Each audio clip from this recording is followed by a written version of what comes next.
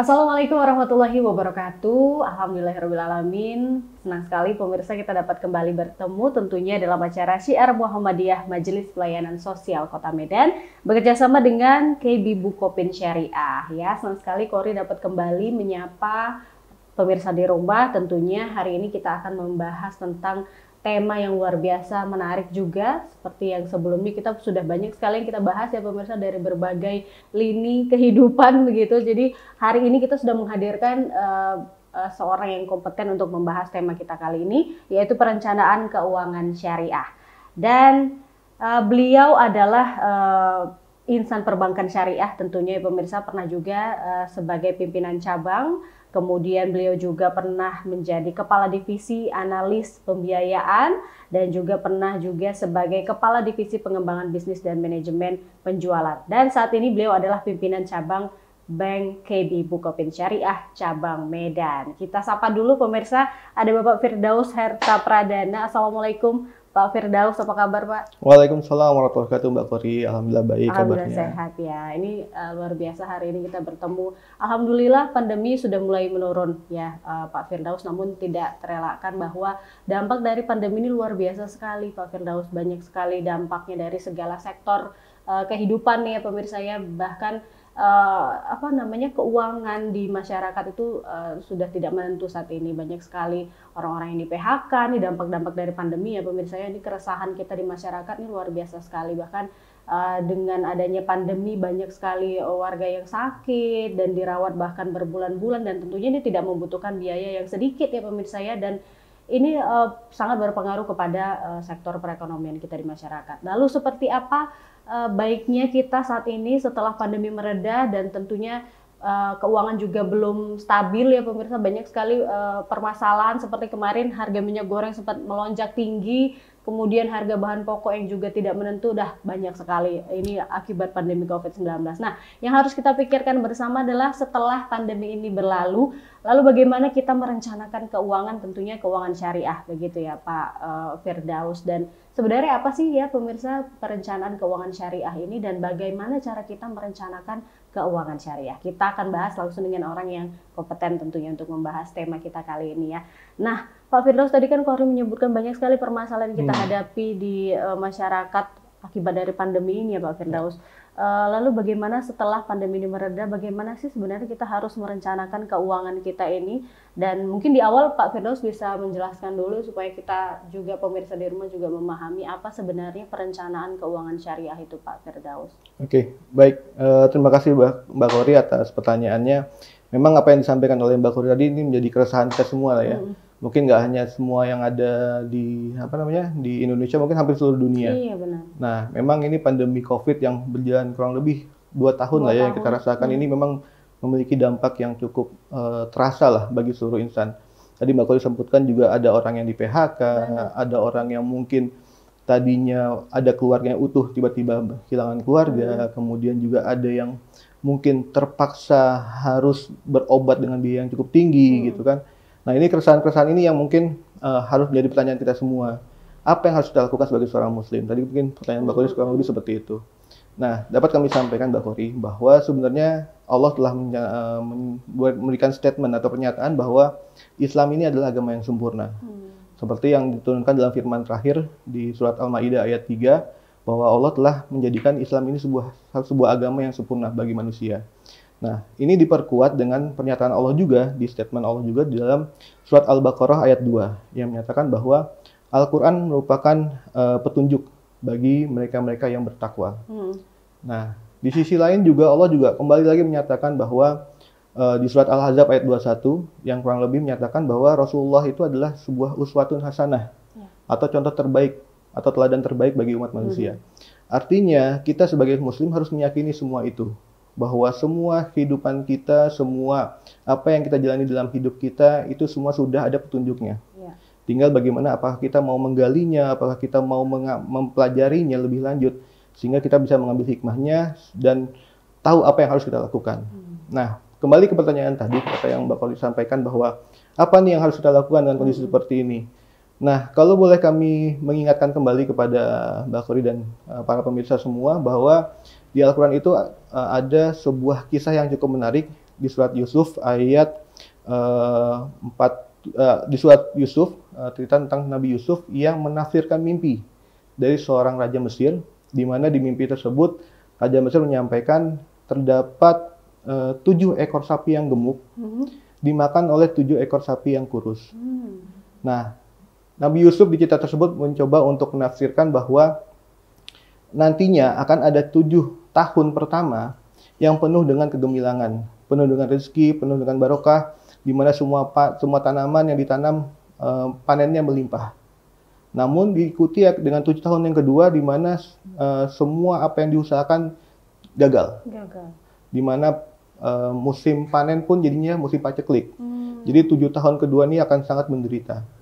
Jadi Nabi Yusuf mencoba memberikan saran, memberikan rencana kepada Raja Mesir saat itu bahwa kita harus membuat sebuah perencanaan keuangan, di mana pada saat 7 tahun pertama kita tidak boleh mengkonsumsi seluruh apa yang kita dapatkan, seluruh rezeki yang apa yang kita dapatkan untuk dipersiapkan bekal kita menghadapi 7 tahun yang kedua. Nah, itu ada di surat Yusuf, silakan dibaca oleh pemirsa semua, bahwa sebenarnya sudah ada contohnya, sudah ada kejadiannya, bahwa kita harus mempersiapkan perencanaan keuangan yang baik. Dan ini juga tertulis dalam sebuah hadis yang coba saya sedikit kutip ya, saya coba sedikit bacakan, bahwa Allah akan memberikan rahmat bagi hambanya yang mencari rezeki yang halal dan menyedekahkan dengan kesengajaan, mendahulukan kebutuhan yang lebih penting pada hari di mana ia dalam keadaan fakir dan memiliki hajat. Nah, ini hadis muttafaq alaih, hadis sahih Bukhari.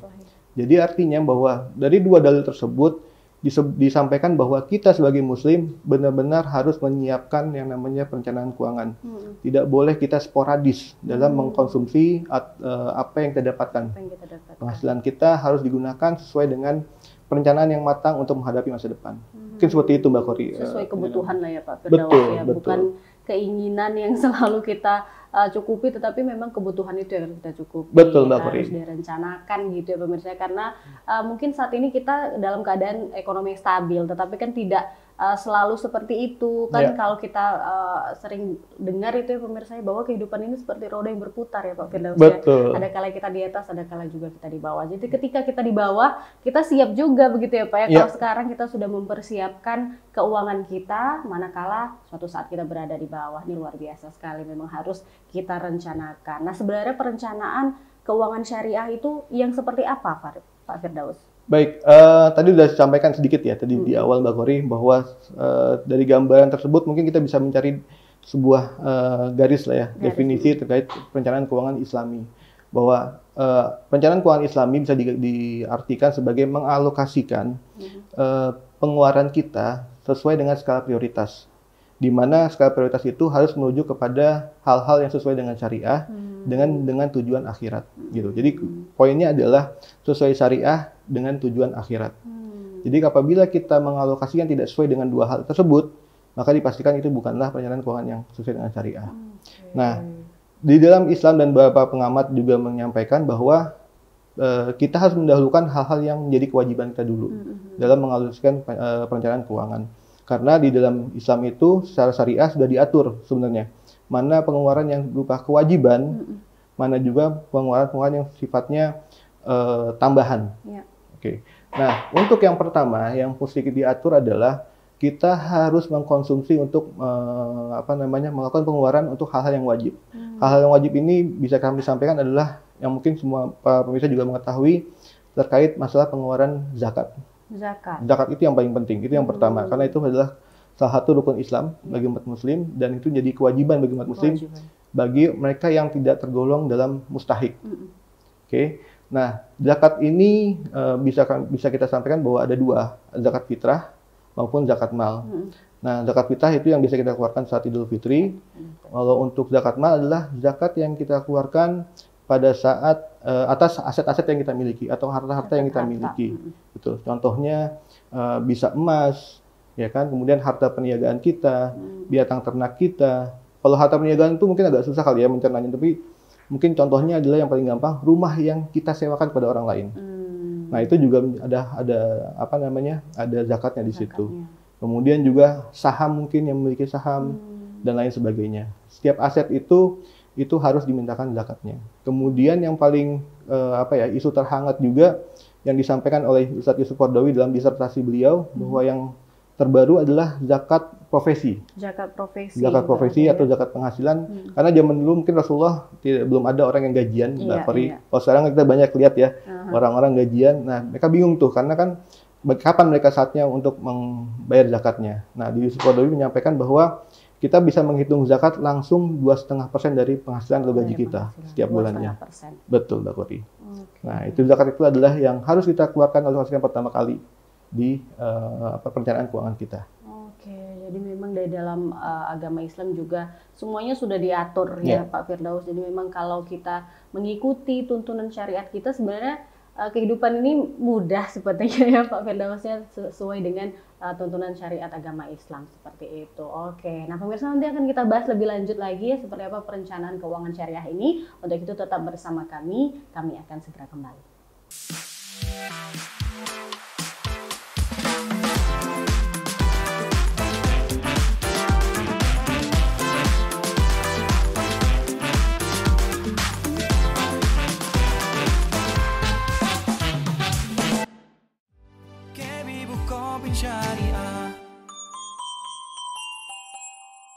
Baik, pemirsa terima kasih masih bersama kami ya di Syiar Muhammadiyah Majelis Pelayanan Sosial Kota Medan bekerja sama dengan KB Bukopin Syariah. Nah, jangan lupa ya pemirsa ya untuk memberikan komentar di kolom komentar di bawah ya karena nanti akan ada 3 komentar terbaik yang akan diberikan hadiah oleh KB Bukopin Syariah. Oke, kita lanjutkan kembali perbincangan kita bersama dengan Pak Firdaus. Tadi Pak Firdaus sudah menjelaskan ya seperti apa baiknya kita sebagai seorang muslim merencanakan keuangan kita ya karena memang kita harus benar-benar mempersiapkan keadaan yang seburuk-buruknya begitu ya pemirsa. Jadi kalau saat ini kita sedang berada di dalam keadaan ekonomi yang stabil, kiranya kita dapat mempersiapkan ekonomi kita untuk pada keadaan yang tidak kita inginkan seperti itu ya. Nah tadi Pak Firdaus telah menjelaskan bahwa ada skala prioritas lah begitu ya pemirsa bahwa kita sebagai seorang muslim harus mengeluarkan zakat ya. Banyak sekali zakat yang sudah dijelaskan Pak Firdaus tadi ada bermacam-macam.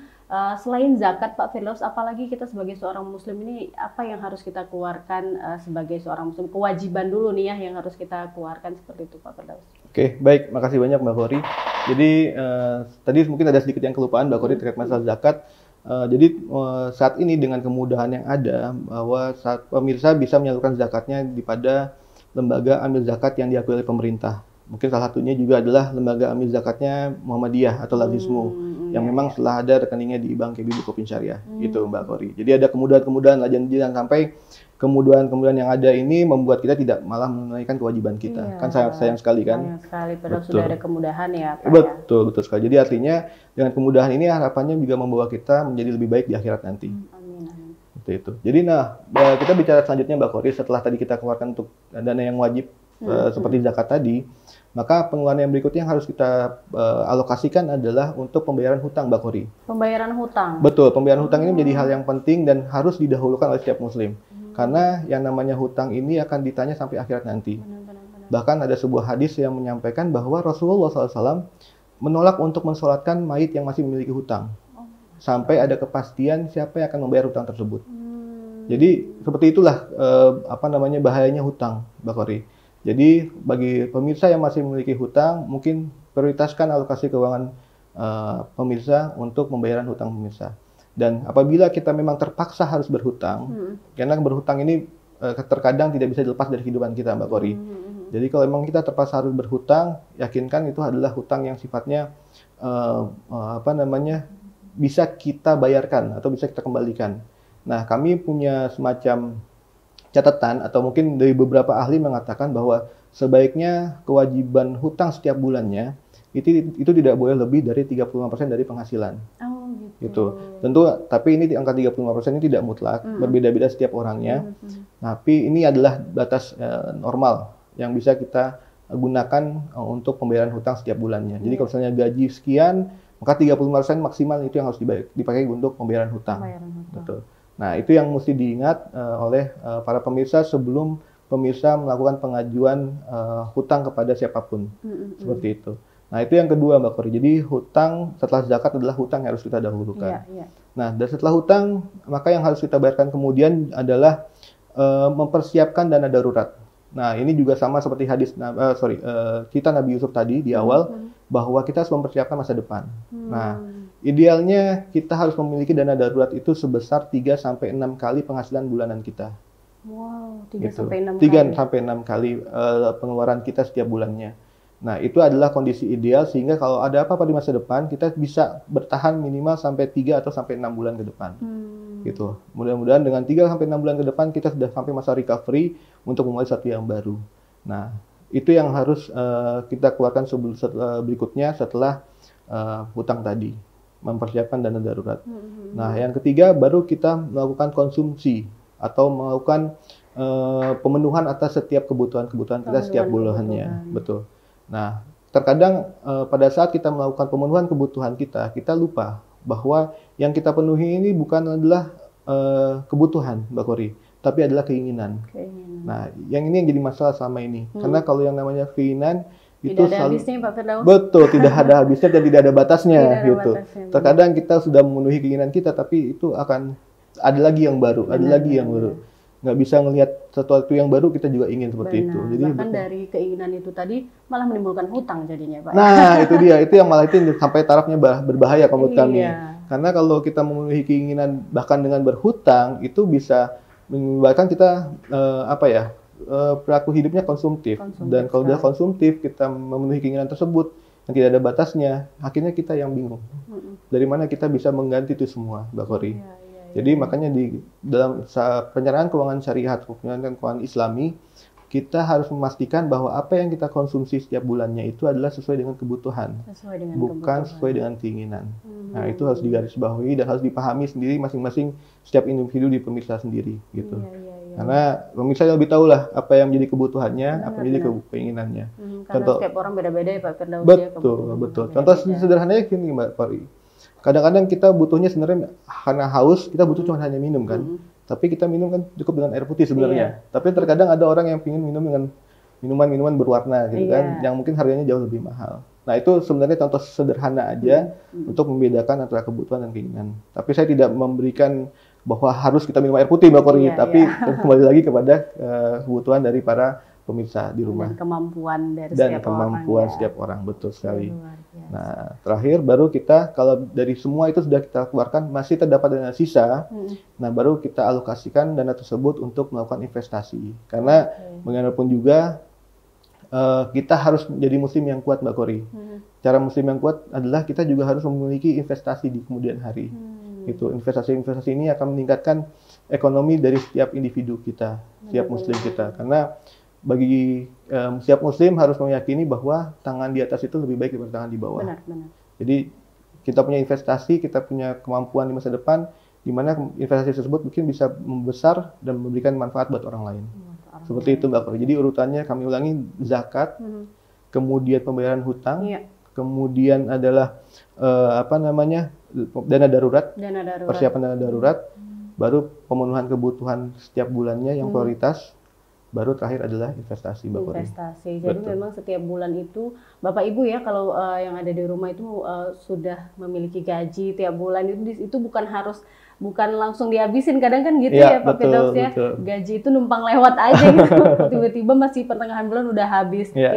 Akhirnya jadinya mengutang begitu. Jadi memang harus dipersiapkan benar-benar ya pemirsa. Jadi untuk dana-dana wajib itu memang harus disisihkan terlebih dahulu begitu ya Pak Firdaus ya, seperti yang dikatakan Pak Firdaus tadi. Jadi memang benar-benar aman keuangan kita. Kalau ada sisanya kita investasikan gitu ya Pak Firdaus. Jadi kalau kita mengikuti syariat-syariat agama kita pemirsa, sebenarnya ini sudah baik begitu jalannya. Hanya saja kita sebagai seorang manusia ya tentu saja memiliki kebutuhan dan keinginannya masing-masing. Kita harus bisa mengalokasikan mana nih skala prioritas kita yang benar-benar prioritas dulu gitu ya, baru nanti keinginan boleh tapi ya dibatasi secukupnya gitu ya Pak Firdaus ya, karena untuk di kemudian hari seperti itu. Nah tadi saya menarik yang dikatakan Pak Firdaus tadi bahwa ada 3-6 kali pengeluaran rutin untuk dana darurat begitu ya Pak Firdaus. Lalu kira-kira berapa ya setiap bulan kita harus menyisihkan untuk dana darurat ini, Pak Firdaus? Oke, ini pertanyaan menarik Mbak Kori, karena memang kita tidak tahu masa depan seperti apa ya. Kadang-kadang kita mungkin satu saat kita sakit, mungkin satu saat kita juga mengalami musibah seperti itu, kecelakaan dan lain sebagainya. Nah, makanya dana darurat ini menjadi hal yang penting Mbak Kori, gitu. Nah, kalau kita memiliki dana darurat, kita sudah mempersiapkan diri untuk menghadapi apapun yang terjadi di masa depan. Nah, itu yang harus dipahami oleh setiap pemirsa. Nah, bagaimana cara menyisihkannya? Kadang-kadang gaji saya kan nggak banyak gitu kan. Nah, mungkin bisa dimulai Mbak Kori dan para pemirsa dari menyisihkan sekitar 10%. 10% ya? 10% dari gaji kita atau penghasilan kita setiap bulannya, kita paksakan untuk digunakan untuk mengumpulkan dana darurat tersebut. Betul. Sehingga sampai nanti terkumpullah sampai 3 kali sampai 6 kali dari pengeluaran kita setiap bulannya. Itu idealnya yang disampaikan oleh para pengamat atau ahli ekonomi Islam. Namun kami tidak membatasi 10% tersebut, kembali lagi karena setiap kebutuhan manusia itu berbeda-beda Mbak Kori. Ada yang mungkin 10% itu terlalu sedikit karena dia bisa menyimpan lebih banyak gitu kan. Atau mungkin jangan 10% karena 10% itu bagi kami terlalu besar gitu kan. Karena pendapat kami mungkin tidak terlalu besar. Itu kami kembalikan kepada para pemirsa. Disesuaikan ya, Pak, betul, sangat disesuaikan dengan kondisi masing-masing. Tapi yang perlu dipahami adalah harus dipaksakan sejak saat ini Mbak Kori. Karena kalau kita tidak paksakan, kadang-kadang kita lupa gitu. Dan ini akan terkait sama tadi yang kami sampaikan di awal, adanya kebutuhan dan keinginan. Kalau kita tidak paksakan, nanti kita akan memenuhi keinginan kita tersebut. Benar. Dan akhirnya ya kita tidak memiliki dana darurat tadi Mbak Kori. Seperti itu. Bahkan ada konsep sebagian orang yang ntar aja deh nabungnya, lihat berapa sisanya nih. Iya betul, itu kadang-kadang banyak itu tuh yang seperti itu.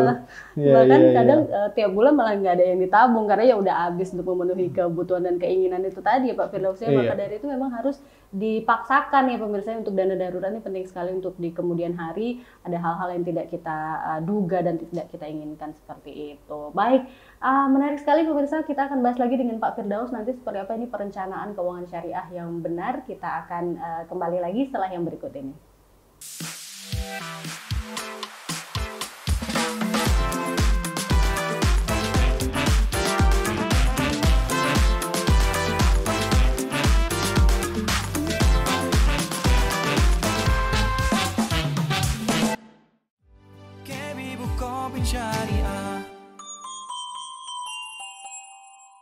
Iya, pemirsa terima kasih masih menyaksikan Syiar Muhammadiyah Majelis Pelayanan Sosial Kota Medan bekerjasama dengan KB Bukopin Syariah. Nah, kita tadi sudah ngobrol lumayan panjang ya dengan Pak Firdaus. Jadi memang kita harus merencanakan keuangan kita setiap bulannya begitu ya. Pemirsa harus ditabung apakah itu untuk dana-dana kewajiban dan juga dana-dana yang tidak terduga ya seperti itu. Lalu kita sering sekali mendengar pernyataan bahwa sebenarnya dalam Islam itu katanya tidak ada konsep menabung begitu Pak Firdaus, karena itu sama saja seperti kita tidak mempercayai bahwa Allah sudah mengatur rezekinya nih masing-masing. Jadi tiap bulan pasti adalah dikasih Allah gitu, nggak usah nabung, bulan depan tuh udah aman dikasih Allah gitu. Kira-kira Pak Firdaus bagaimana kita menyikapi hal ini? Oke, baik, makasih Mbak Kori, ini menarik sekali memang jadi jadi pembincangan juga di beberapa orang bahwa Islam itu sebenarnya kan kita harus yakin sama Allah gitu. Masa depan kita di tangan Allah gitu kan. Padahal nggak seperti itu juga konsepnya. Di dalam Islam itu yang harus diperhatikan adalah menabung itu tadi mungkin dalilnya sudah saya sampaikan di atas. Tapi yang di dalam Islam itu tidak diperbolehkan adalah kita menimbun atau menumpuk harta Mbak Kori. Menimbun harta. Iya, menimbun, memperkaya diri, menyimpan semua harta kita, tidak memberikan manfaat buat yang lain. Untuk diri sendiri. Betul. Diri sendiri, itu pun juga terkadang harta itu ditumpuk tidak langsung kita gunakan Mbak Kori. Tapi ya hanya untuk menyenangi diri sendiri aja. Oh saya punya harta seperti ini banyaknya gitu kan. Dan akhirnya harta itu menumpuk dan tidak memberikan manfaat. Sedangkan dalam Islam itu setiap harta yang kita gunakan itu harus memberi manfaat buat orang lain. Nah, hal ini juga mungkin bisa saya tambahkan, ada beberapa dalil atau hadis Rasulullah SAW yang menyampaikan bahwa kita boleh menabung. Contohnya mungkin saya bacakan Mbak Kori. Ada hadis riwayat Bukhari yang menyatakan bahwa simpanlah sebagian daripada harta kamu untuk kebaikan masa depan kamu. Karena itu jauh lebih baik bagimu. Jadi ada kata-kata simpanlah sebagian daripada harta kamu. Itu hadis yang pertama. Kemudian kalau boleh kita tambahkan kembali hadis yang kedua, Allah memberi rahmat kepada seseorang yang berusaha dengan baik, membelanjakan secara sederhana dan dapat menyisihkan kelebihan untuk menjaga saat dia miskin dan membutuhkannya. Artinya memang ada perintah untuk kita menyisihkan kelebihan untuk menjaga saat kita miskin dan membutuhkannya. Ini hadis riwayat Bukhari dan Muslim. Bahwa kedua hadis yang kami sebutkan tadi di atas itu merupakan hadis-hadis yang sahih sifatnya Bukhari. Bahwa ini sudah tidak dilakukan lagi kebenarannya atas hadis tersebut. Memang disampaikan oleh Rasulullah SAW. Jadi artinya menabung itu penting Bukhari, tapi bukan menimbun. Bukan menimbun Betul. harta ya. Menabung itu sifatnya adalah untuk menjaga kita di masa depan. Benar. Tentu tadi jumlah nominalnya juga sudah saya sampaikan, berapa nominalnya. Dan seperti apa tujuan menabung itu, sebenarnya ini adalah bagian dari ikhtiar atau tools kita untuk mencapai tujuan keuangan tertentu di masa depan. Dan karena tujuan hidup kita adalah beribadah, jangan sampai di masa depan karena kita tidak mampu beribadah, karena tidak ada dana yang kita miliki untuk melakukan ibadah tersebut, maka kita ujung-ujungnya malah menjadi tidak beriman kembali pada Allah. Benar. Bahkan sampai ada cerita sebagian saudara-saudara kita mungkin karena kekurangan atau tidak mampuan secara ekonomi, mereka malah memilih untuk murtad dari agama Islam. Nah, itu yang sangat disayangkan. Maka sebagai muslim kita harus mempersiapkan diri kita, jangan sampai kita menjadi muslim yang lemah. Penting untuk menjadi muslim yang kuat. Gitu Mbak Kori dan para pemirsa. Jadi memang untuk pernyataan itu tadi baiknya kita koreksi kembali, kita pelajari lebih lanjut ya pemirsa sebelum kita kadang kita telan bulat-bulat nih ada pernyataan-pernyataan seperti itu, wah berarti nggak perlu menabung gitu. Padahal di dalam hadis yang sahih juga sudah dijelaskan ya pemirsa bahwa memang menabung itu penting untuk di kemudian hari, untuk dana-dana darurat itu juga sangat penting untuk kita tabung begitu ya. Lalu bagaimana kalau masyarakat ini ingin menabung di KB Bukopin Syariah ini Pak Firdaus? Apa saja nih produk yang tersedia di Bank Bukopin Syariah untuk masyarakat bisa berinvestasi, menabung ataupun untuk menyimpan dana darurat dan lain sebagainya? Ya, baik, terima kasih Mbak Kori. Alhamdulillah Bank KB Bukopin Syariah hadir di tengah-tengah masyarakat untuk membantu masyarakat untuk dapat menyalurkan atau mendapatkan manfaat atas keuangan secara Islami. Dan alhamdulillah Bank KB Bukopin Syariah saat ini telah memiliki Dewan Pengawas Syariah yang ditunjuk langsung oleh Dewan Syariah Nasional di bawah MUI untuk menjamin kesyariahan yang ada di Bank KB Bukopin Syariah, Mbak Kori. Dan kalau tadi Mbak Kori bertanya adalah apa sih yang bisa kami tawarkan kepada pemirsa terkait produk-produk tabungan yang ingin ingin diberikan kepada para pemirsa yang ingin menabung. Karena tadi kan sudah dipahami ya konsep menabung seperti apa, pentingnya menabung seperti apa. Nah, kalau para pemirsa ingin menabung, maka kami memiliki beberapa produk tabungan yang bisa dimanfaatkan secara langsung saat ini juga oleh para pemirsa. Yang pertama adalah tabungan siaga wadiah. Ini adalah tabungan yang diperuntukkan untuk perorangan, di mana simpanan ini penarikannya dapat dilakukan sewaktu-waktu. Dan ini menarik, Mbak Kori, mungkin dibandingkan dengan produk tabungan di perbankan lainnya, bahwa setoran awal kami hanya Rp50.000. Ini sangat ekonomis dibandingkan dengan produk jenis di bank lain. Kemudian juga setelah pembuka tabungan wadiah ini langsung mendapatkan fitur-fitur yang ada seperti memiliki buku tabungan, kartu ATM, serta layanan mobile banking. Jadi dengan perkembangan zaman saat ini ada suatu keniscayaan lah kalau kita tidak menggunakan namanya aplikasi mobile banking. Dan insya Allah kami KB Bukopin Syariah didukung oleh owner kami KB Bukopin dan Kukmin Bank di Korea, kami siap memberikan layanan digital yang terbaik kepada para pemirsa. Seperti itu. Nah, itu yang produk yang pertama. Produk yang kedua juga yang tidak kalah menariknya adalah produk tabungan IB Rencana. IB Rencana. Jadi ini adalah produk tabungan yang memiliki tingkat bagi hasil yang sangat kompetitif, Mbak Kori. Di mana sangat baik digunakan bagi para pemirsa yang memiliki rencana masa depan. Contoh misalnya gini, IB Rencana Multiguna itu adalah satu produk tabungan yang digunakan untuk mengajari para pemirsa untuk berdisiplin menabung dengan nominal tertentu, di mana ada goals atau tujuan yang kita tuju di kemudian hari. Contoh misalnya kita atau Mbak Kori atau para pemirsa ingin berangkat umroh, itu sudah jelaskan kebutuhannya berapa. Nah, nanti kami akan bantu hitungkan berapa yang harus dibayarkan setiap bulannya sehingga dapat tercapai dana umroh tersebut. Nah, selain umroh juga bisa biaya pernikahan, biaya wisata, dan lain sebagainya lah. Karena kita tidak tahu masa depan kita seperti apa. Tapi kita kadang-kadang punya keinginan Mbak Kori ya. Saya ingin umroh lah gitu kan. Tapi kadang-kadang kita lupa untuk mendisiplinkan diri mempersiapkan dananya. Nah, yang kedua yang tidak kalah pentingnya adalah IB rencana pendidikan. Nah, kalau Mbak Kori sadari bahwa saat ini biaya pendidikan dari tahun ke tahun terus naik ya, benar ya, terasa ya.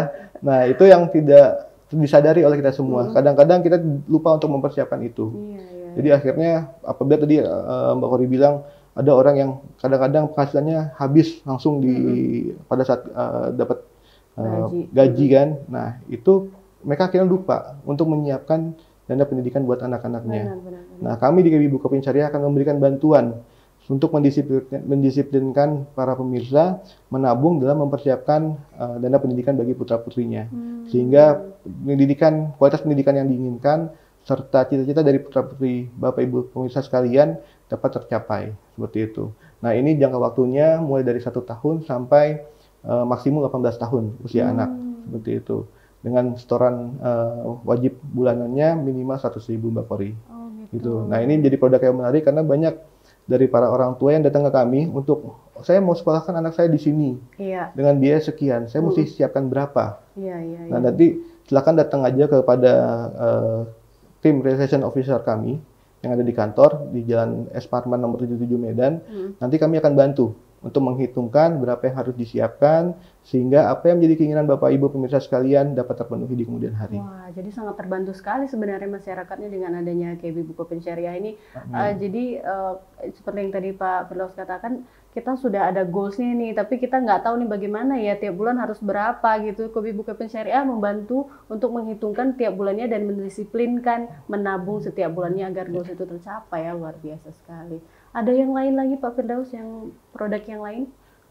Untuk sementara untuk produk unggulan kami untuk yang tabungan 2 itu Mbak Kori, dan yang pasti apapun kebutuhan Bapak Ibu sekalian silakan datang saja ke realization officer kami yang ada di kantor maupun di hotline kami sehingga nanti Bapak Ibu sekalian bisa mendapatkan semacam gambaran atau Bapak Ibu juga dapat melakukan semacam perhitungan seperti apa sih perencanaan keuangan yang harus kami siapkan gitu.